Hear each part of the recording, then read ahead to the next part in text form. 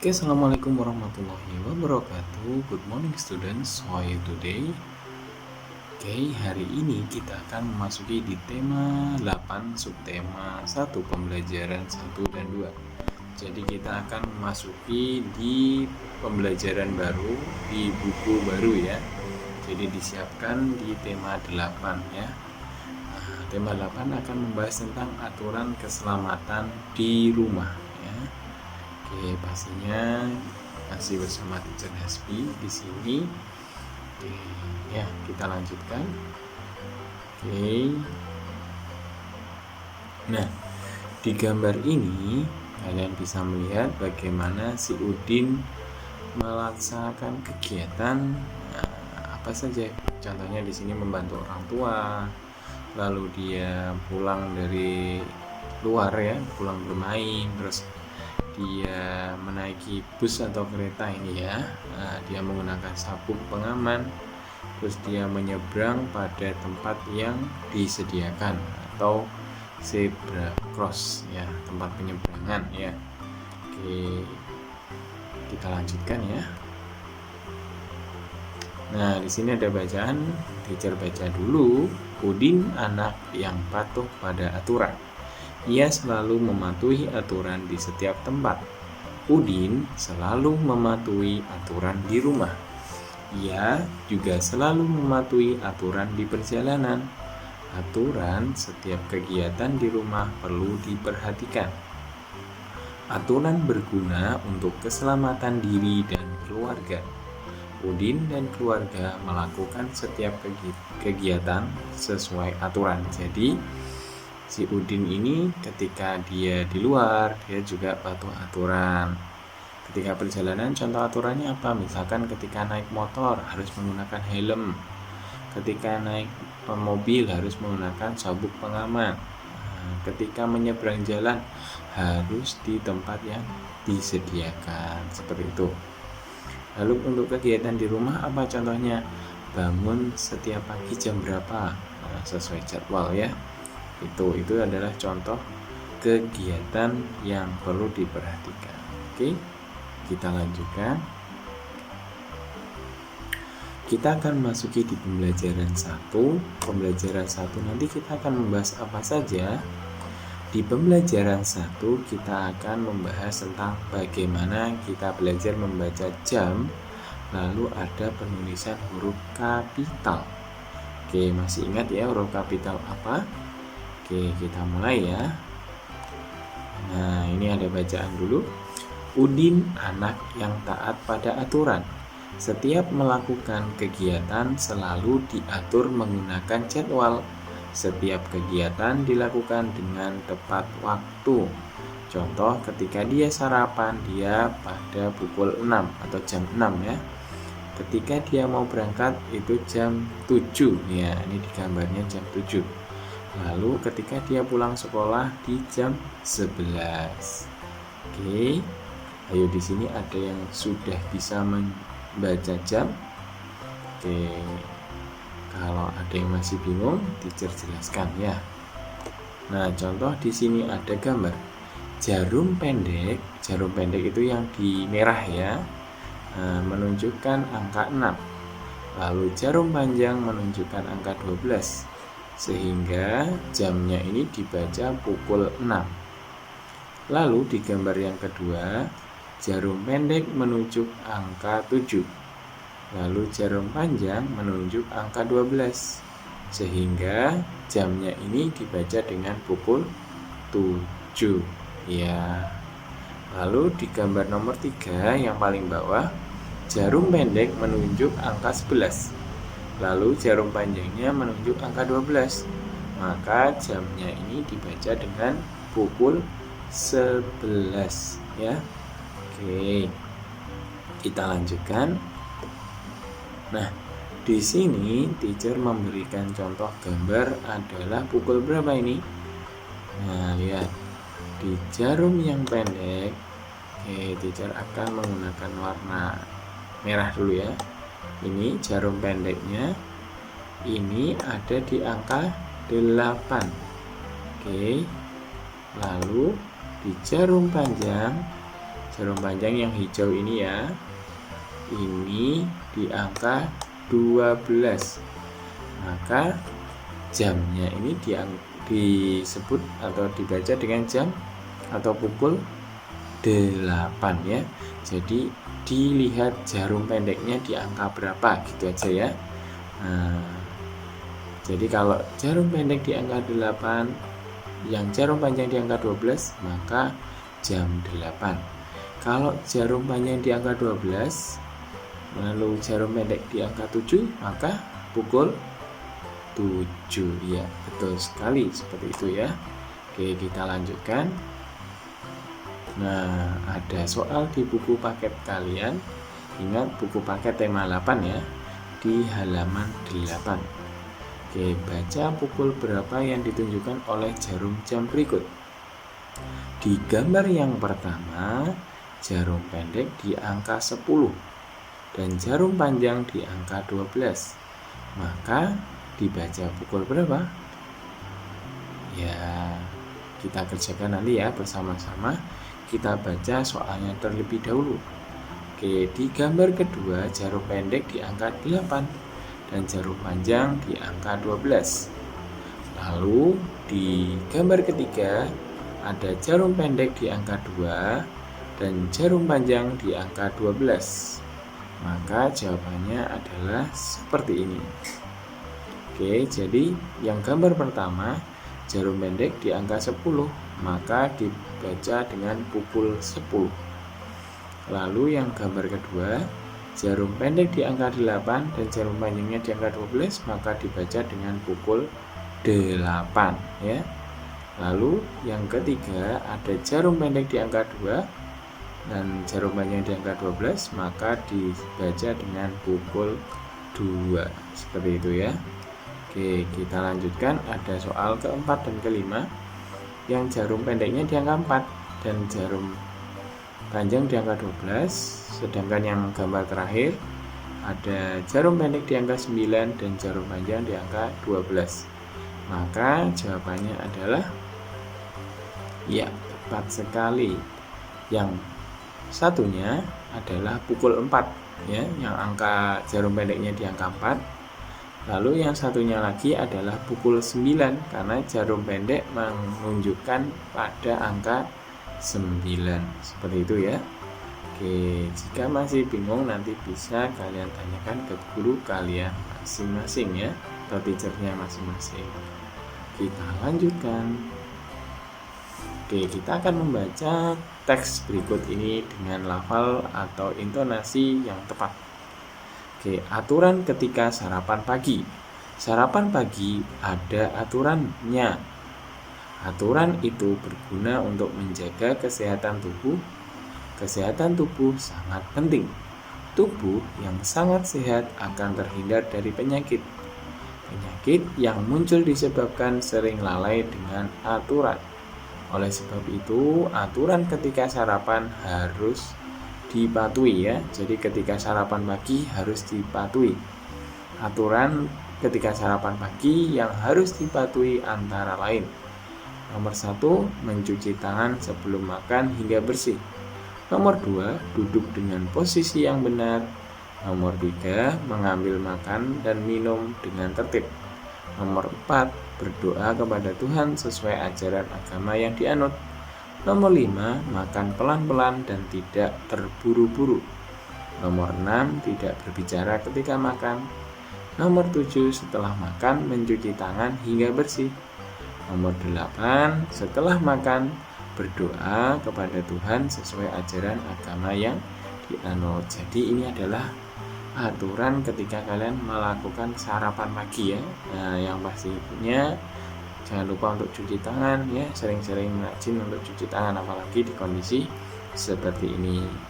Lalu ada lagi berdoa. Nah, ini adalah hal yang penting ya. Berdoa sangat penting ya. Oke, jangan lupa itu ya. Oke, lalu ada lagi ketika makan jangan terburu-buru ya, atau tergesa-gesa ya. Nah, saking makanannya enak, wah ambilnya banyak lalu tersedak akhirnya ya. Oke, seperti itu. Oke, kita lanjutkan. Nah, Di teks aturan ketika sarapan pagi tadi ada kata Tuhan ya, ditulis dengan huruf besar. Huruf besar ini atau huruf kapital ya. Oke, disebut juga dengan huruf kapital ya, huruf besar itu. Nah, coba diperhatikan teks yang di gambar ini. Berdoa kepada Tuhan sesuai ajaran agama yang dianut. Kata Tuhan di sini katanya Tuhan, T-nya itu menggunakan huruf besar ya, atau huruf kapital. Nah, lalu nomor 2, setelah makan berdoa kepada Tuhan sesuai ajaran agama yang dianut. Nah, huruf kapital juga dipakai sebagai huruf pertama kata ganti Tuhan ya. Nah, coba contohnya seperti ini. Nah, kata ganti Tuhan yang sering digunakan pada teks-teks atau bahasa adalah Yang Maha Esa. Nah, kalian ketika belajar Pancasila di sila 1 ada kata Yang Maha Esa, seperti itu ya. Nomor 2 Yang Maha Kuasa. Nomor 3 Yang Maha Besar. Nomor 4 Yang Maha Pengasih. Dan nomor 5 Yang Maha Penyayang. Nah, kalian bisa lihat di sini Y-nya menggunakan Y besar semua, M-nya juga menggunakan M besar ya. Seperti itu. Oke. Kita lanjutkan ya. Oke. Nah, kita di sini disuruh membuat kalimat menggunakan kata ganti Tuhan yang ada di gambar awan-awan warna-warni ini.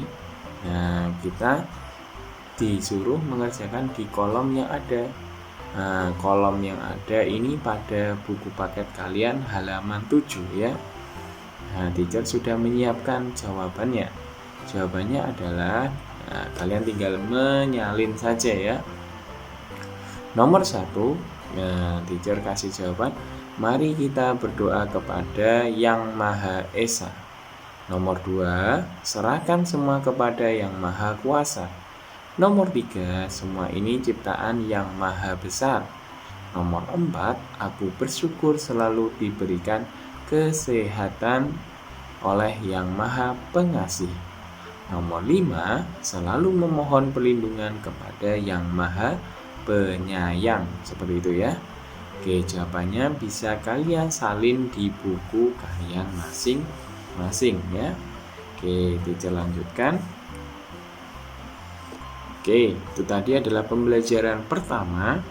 Kita tadi belajar tentang membaca jam sama tentang huruf kapital ya.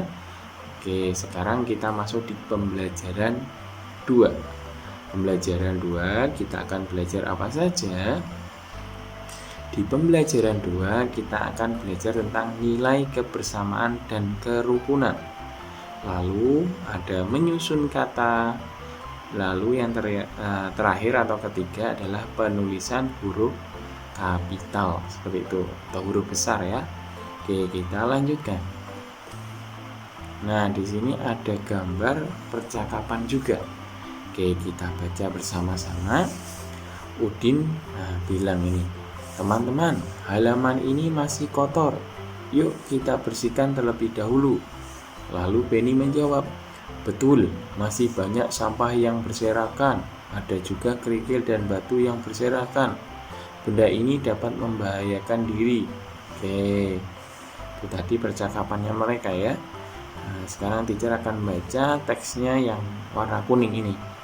Udin, Edo, Benny, Siti, Dayu, Meli, dan Lani akan bermain menirukan bagaimana cara binatang berjalan. Mereka akan bermain di halaman rumah Udin. Akan tetapi, halaman rumah Udin masih kotor. Halaman rumah Udin perlu dibersihkan. Setelah dibersihkan, halaman rumah terlihat rapi, bersih, aman untuk bermain ya. Di situ di gambar ini ada batu juga ya. Bahaya kan kalau untuk bermain ketika jatuh nanti kakinya atau tangannya terkena batu ya.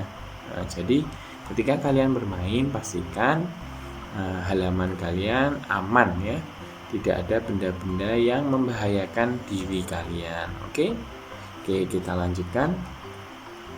Nah, Udin dan teman-teman mulai bermain menirukan gerakan binatang berjalan. Permainan ini dapat dilakukan di darat atau di air. Misalnya kalau di air ya, di kolam atau di sungai yang bersih di sekitarmu. Ingat, harus yang bersih ya, jangan air yang kotor. Nanti kalau air kotor itu sumber penyakit ya. Oke, lalu kita lanjutkan ya. Menirukan gerakan binatang berguna untuk melatih otot-otot kaki agar tidak kaku ya. Jadi kalian bisa menirukan bagaimana hewan-hewan itu berjalan ya. Oke, kita lanjutkan. Nah, ini ada bacaannya. Aturan bermain menirukan gerakan binatang berjalan di air. Oke, dibacakan. Bermain menirukan gerakan binatang berjalan di air. Dilakukan secara berkelompok. Semakin banyak anak akan semakin seru. Mengingat permainan ini dilakukan di air, setiap anak harus berhati-hati. Permainan ini juga harus dalam pengawasan guru atau orang dewasa. Awali dengan home pimpa. Anak-anak yang menang akan berdiri membentuk lingkaran. Anak-anak yang kalah akan berada di tengah lingkaran. Oke, lalu kita baca ya. Nah, anak tersebut akan bernyanyi ikuti aku. Sambil anak menirukan gaya seekor binatang. Misalnya monyet berjalan. Anak-anak yang lain menirukan berjalan keliling seperti monyet juga ya. Nah, setelah berjalan keliling satu putaran, anak yang berada di tengah berteriak menyebut nama seseorang temannya. Anak yang disebut namanya segera maju. Dia juga bernyanyi ikuti aku. Seperti itu ya. Sambil memeragakan ini mencontohkan atau menirukan ya gerakan jalan seekor binatang. Binatang yang ditirukan tidak boleh sama dari yang tadi. Nah, begitu seterusnya. Jika anak yang ditunjuk tidak dapat menirukan gerakan binatang berjalan, anak tersebut akan kalah. Dia akan mendapat hukuman. Hukumannya biasanya bernyanyi sambil menari. Contohnya di gambar ini ya. Ini si Udin di tengah-tengah itu ya. Nah, dikelilingi oleh teman-temannya. Oke. Nah, sepertinya ini seru ya. Nah, namun karena kondisinya masih pandemi seperti ini, belum bisa dipraktekkan ya. Nah, kalau besok sudah aman, bisa kalian lakukan ya. Oke, kita lanjut. Perhatikan kembali gambar Udin dan teman-teman ketika bermain ya. Udin dan teman-teman berbeda agama sebenarnya ya. Tadi ada Lani, ada Beni, ada Udin, ada Siti, itu ya, beda agama mereka semuanya. Mereka selalu hidup rukun walaupun berbeda agama. Mereka menjunjung tinggi persatuan ya. Jadi mereka itu menunjukkan sikap persatuan dalam keberagaman. Sikap mereka pantas untuk ditiru. Tahukah kamu contoh kegiatan bermain lainnya yang membutuhkan persatuan? Ayo, apa yang membutuhkan persatuan? Contoh olahraga. Ayo, apa? Olahraga sepak bola. Itu kalau tidak bersatu, tim itu tidak akan bisa mencetak gol ya. Nah, itu namanya adalah contoh olahraga yang menjunjung persatuan. Oke. Jadi contohnya masih banyak. Nanti teacher contohkan lagi. Oke. Kita lanjutkan dulu ya. Oke. Nah, di sini ada tuliskan contoh kegiatan bermain yang pernah kamu lakukan yang menunjukkan persatuan. Oke, jawabannya sudah teacher masukkan. Di sini ada sepak bola, bola voli, basket, sepak takraw, sama kasti. Kalau misalkan ada jawaban lain dari 5 ini, boleh kalian masukkan ya.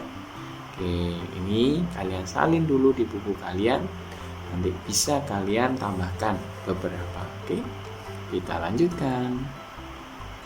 Nah, masih ingatkah kamu penggunaan huruf kapital tadi? Ayo di pembelajaran 1 yang tadi. Huruf kapital dikatakan juga sebagai huruf besar. Perhatikan penggunaan huruf kapital pada kalimat di bawah ini. Aku, Edo, Beni, Siti, Dayu, Meli, dan Lani akan bermain menirukan gerakan binatang berjalan di air. Kata Edo, Beni, Siti, Dayu, Meli, dan Lani atau nama-nama tadi ya, selalu diawali dengan huruf kapital atau huruf besar. Jadi, setiap awal kata nama orang harus ditulis dengan huruf besar. Misalkan contohnya, namanya misalkan Abigail. Nah, Abigail A-nya harus A besar ya. Lalu misalkan ada Rifki, R-nya juga harus R besar. Misalkan ada lagi siapa? Ibam. Nah, misalkan I-nya harus I besar ya. Oke, jadi gitu ya. Harus diikuti huruf besar di awal oleh untuk nama orang seperti itu. Oke, kita lanjutkan. Nah, sekarang ada tugas nih. Kita disuruh untuk menyusun kata-kata berikut menjadi sebuah kalimat yang utuh. Ada tong, udin, sampah, dan memegang. Oke, yang benar bagaimana ini? Oke, ingat predikat subjek dulu. Nah, subjek itu orang yang melakukan. Ya, jawabannya seperti ini. Udinnya kita tulis dengan U besar. Udin memegang tong sampah. Oke, ini ada di buku paket halaman 17 ya. Kalian salin jawabannya. Oke. Lalu kita lanjutkan di nomor 2. Ada rumah menyapu halaman Siti. Masa rumah menyapu Siti kan ya nggak mungkin ya. Nah, lucu kan jadinya. Harusnya adalah Siti menyapu halaman rumah. Ingat S-nya harus S besar, jangan kecil ya, karena nama orang. Kita lanjutkan di nomor 3. Kerikil batu Edo dan mengumpulkan. Oke, jawaban yang benar adalah Edo, E-nya besar, mengumpulkan kerikil dan batu. Oke, kalian nanti bisa salin di buku kalian. Oke, nomor 4. Sampah Lani mengumpulkan. Berarti Lani mengumpulkan sampah. Nomor 5. Oke, nah ini tadi jawaban nomor 4 ya. Sekarang di nomor 5. Ada Lidi, Meli, sapu, memegang. Berarti yang benar adalah Meli memegang sapu Lidi. Seperti itu ya. Oke, sudah bisa ya. Oke, kita lanjutkan. Wah, itu dulu ya. Ternyata sudah habis ya. Jadi, cukup itu dulu pembelajaran untuk hari ini. Tetap semangat dalam belajar. Teacher akhiri, tetap jaga kesehatan pastinya ya. Kurang lebihnya teacher mohon maaf. Wassalamualaikum warahmatullahi wabarakatuh. Kita bertemu di video pembelajaran selanjutnya.